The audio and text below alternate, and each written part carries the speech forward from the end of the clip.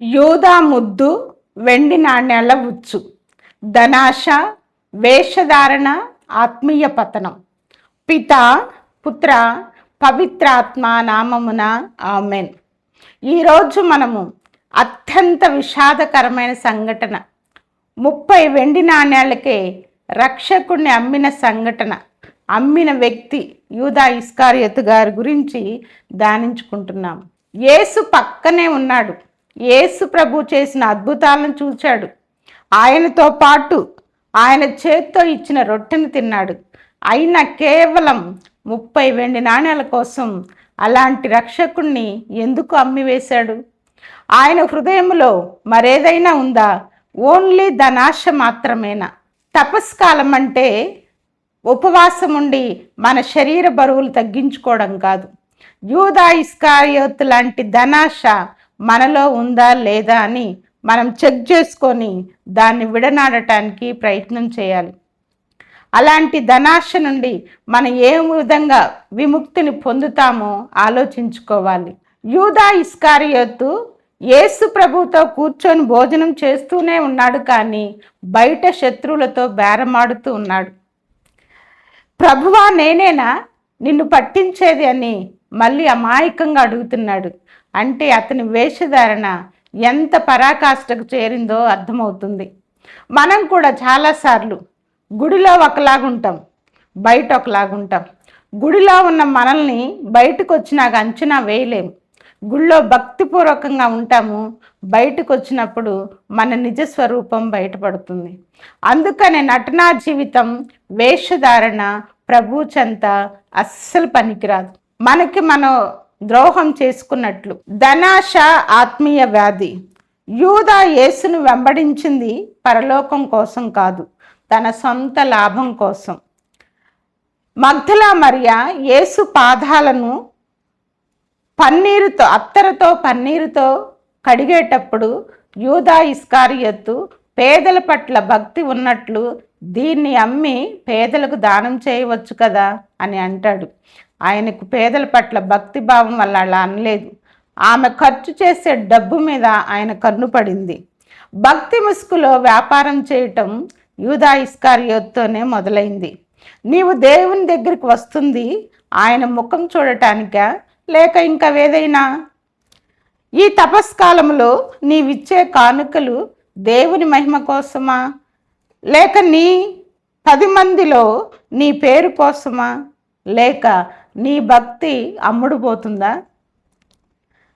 కేవలం బానిస వెల 30 వెండి నాణ్యాలు. యూదా 30 వెండి నాణ్యాల కోసం రక్షకుణ్ణి అప్పగించాడు. సాతాను నిన్ను కొనడానికి కోట్లు ఖర్చు చేయనక్కర్లేదు. నీ బలహీనతను పట్టుకుంటే చాలు. యూదాకు డబ్బు బలహీనత, మరి నీ బలహీనత ఏంటి? చిన్నపాటి అబద్ధమా, అసూయ, వ్యసనమా, సోషల్ మీడియానా? దేనికి నువ్వు వ్యసన పడుతున్నావు? రొట్టె ముక్కను పంచుతున్నప్పుడు కూడా యూదా నేనా ప్రభువా అని అమాయకంగా అడిగాడు. బయట హోలీగా ఉంటూ లోపల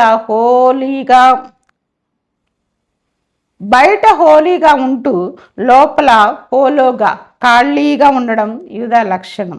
యేసు శిక్షకు గురి అవ్వడం చూచి యూదా ఇస్కారియోతు పశ్చాత్తాపడ్డాడు, కానీ పశ్చాత్తాపంతో దేవుని దగ్గరకు వెళ్ళలేదు. పేతురు బొంకినప్పుడు ఏడ్చి యేసు దగ్గరకు వచ్చాడు. అందుకే ఆయన అపోస్తులుడయ్యాడు. యూదా బాధపడి ఉరివేసుకున్నాడు. అందుకే అపరాధి అయ్యాడు. పశ్చాత్తాపం నిన్ను దేవుని దగ్గరకు చేర్చాలే తప్ప ఉరితాడు దగ్గరకు చేర్చకూడదు. అపరాధ భావన, గిల్ట్తో నువ్వు కుంగిపోకు. క్షమించే యేసు దగ్గరికి రా. యూదా కూడా అడిగినట్లయితే యేసు క్షమించేవాడేమో. యూదా ఖజానాదారుడు, కానీ ఆయన ఆత్మ దరిద్రంగా ఉంది. నీకు మంచి ఉండవచ్చు, గౌరవం ఉండవచ్చు, నిన్ను ప్రేమించేవారు ఉండవచ్చు, కానీ నీవు పరలోకపు అకౌంట్లో నీకు 0 ఉంటే నువ్వు వ్యర్థమే. సాతాను హృదయంలో జ్వరపడటానికి ఒకే ఒక చిన్న దారి చాలు, అదే ధనాశ. నీ హృదయంలో ఏ ద్వారం తెరిచి ఉంది? ధనాశ, కోపమా, అసూయ, ఇంకా ఏమైనా? వేషధారికి లోకం చప్పట్లు కొడుతుంది, కానీ దేవుడు శిక్షిస్తాడు. పశ్చాత్తాపడే పాపికి లోకం రాళ్ళు వేస్తుంది, కానీ దేవుడు క్షమిస్తాడు. ప్రార్థన. సత్యవంతుడైన దేవ, మాలో ఉన్న ప్రతి వేషధారణను తొలగించండి. బయట ఒకలా లోపల ఒకలా ఉండే ద్వంద్వ జీవితం నుండి మాకు విడుదల ఇవ్వండి. జక్కయ్య వలె మా తప్పులను ఒప్పుకొని సరిచేసుకునే మనసును ప్రసాదించండి. యూదా వలె కాకుండా నీకు నమ్మకమైన బిడ్డలుగా మమ్మల్ని మలచమని వేడుకొనుచున్నాము తండ్రి. ఆమెన్. ఈరోజు నేను నా విశ్వాసం పట్ల, నా భక్తి పట్ల వేషధారణ లేకుండా నిజాయితీగా ఉంటానని ప్రతిజ్ఞ చేయుచున్నాను. నేను మనుషుల మెప్పు కోసం భక్తిని ప్రదర్శించనని, లోకానికి ఒకలా దేవునికి మరోలాగా ఉండే రెండంచుల జీవితాన్ని విడిచిపెడతానని ప్రతిజ్ఞ చేయుచున్నాను.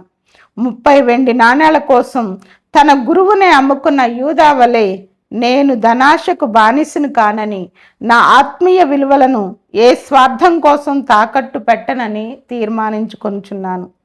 నా పైరూపం కంటే హృదయ శుద్ధిని దేవుడు చూస్తున్నాడని నేను నమ్ముతున్నాను.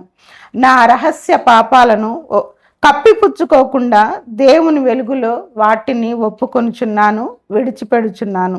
రొట్టె ముక్కను అందించినప్పుడు కూడా యూదా మనసు మారలేదు. నేను అలా ద్రోహం చేయకుండా దేవుడు నాకు ఇచ్చిన ప్రతి బాధ్యతలో, ప్రతి రూపాయిలో నేను నమ్మకంగా ఉంటానని ప్రమాణం చేయుచున్నాను. తప్పు చేసిన యూదా వలె నిరాశతో ఉరితాడు వైపు వెళ్లకుండా, పేతురు వలె క్రీస్తు కనికరం వైపు, నీ వైపు వస్తానని, నిజమైన మారు మనసు పొందుతానని ప్రకటిస్తున్నాను. యేసును ముద్దుతో మోసం చేసిన యూదా వలె కాకుండా నా తోటి వారిని, నా దేవుణ్ణి నిష్కాపటమైన ప్రేమతో ప్రేమిస్తున్నానని ప్రతిజ్ఞ చేస్తున్నాను. ప్రియ స్నేహితులారా, గుర్తుంచుకోండి, దేవుడు నీ పర్ఫెక్షన్ను కోరుకోవటం లేదు, నీ సిన్సియారిటీని మాత్రమే కోరుకుంటున్నాడు. యూదా యేసు పక్కనే ఉండి నశించిపోయాడు, కానీ సిలువపై ఉన్న దొంగ చివరి క్షణంలో నిజాయితీ పరుడుగా ఉండి పరలోకాన్ని సంపాదించుకున్నాడు. ఈ తపస్కాలంలో నీ వేషధారణను, నీ ధనాశను విడిచిపెట్టి దేవుని దీవెన పట్టుకో. God bless you. Thank you. ఈ వీడియో మీకు నచ్చినట్లయితే లైక్ చేయండి. మీ ఫ్రెండ్స్కి అవసరమో అనుకుంటే షేర్ చేయండి. మరిన్ని ఆధ్యాత్మిక వీడియోల కోసం ఈ ఛానల్ని సబ్స్క్రైబ్ చేసుకోండి.